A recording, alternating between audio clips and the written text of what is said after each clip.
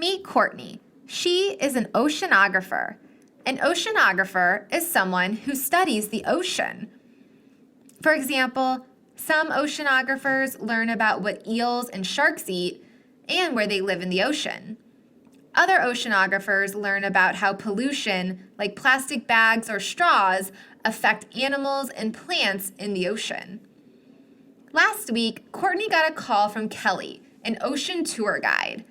Kelly takes people for tours along the ocean shore to show people turtles, jellyfish, and other wildlife. While Kelly was giving a tour, she noticed that there was not as many small fish as usual. She asked Courtney if she could try and figure out why there were fewer fish. Courtney is excited to figure out why there are fewer small fish in the ocean. She decides to go into the ocean so she can look around and see if she finds any clues as to why the small fish are missing.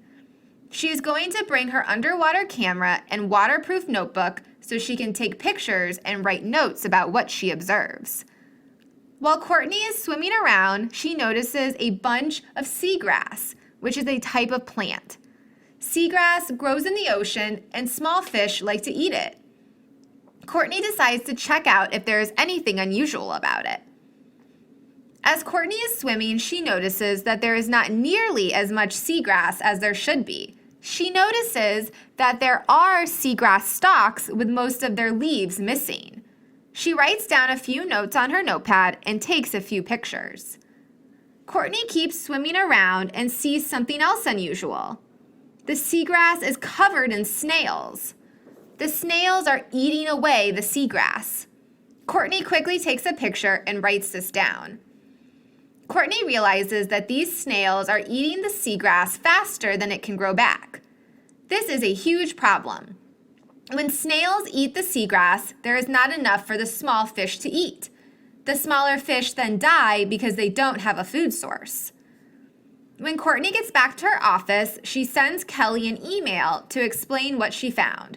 She also includes the picture she took while swimming. Here is what Courtney included in her email. An ocean is an ecosystem. An ecosystem is a place where living things, like seagrass and snails, and non-living things, like rocks and sand, interact. The ocean ecosystem needs a lot of seagrass. This is because plants, like the seagrass, are food for animals.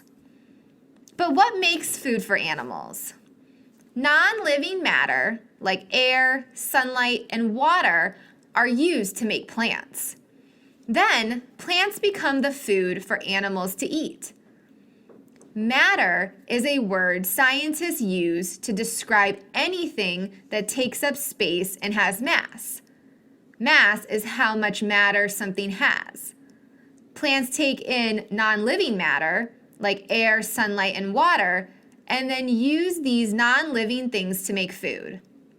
The plants themselves then become food for the small animals. Courtney uses her knowledge of how non-living and living matter interact to figure out what is happening to the fish.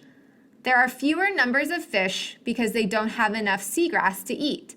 The seagrass is being eaten by all the snails. Courtney ends her email by saying she needs to figure out why there are so many snails. She also wants to figure out a way to bring the number of snails down so the seagrass can grow back.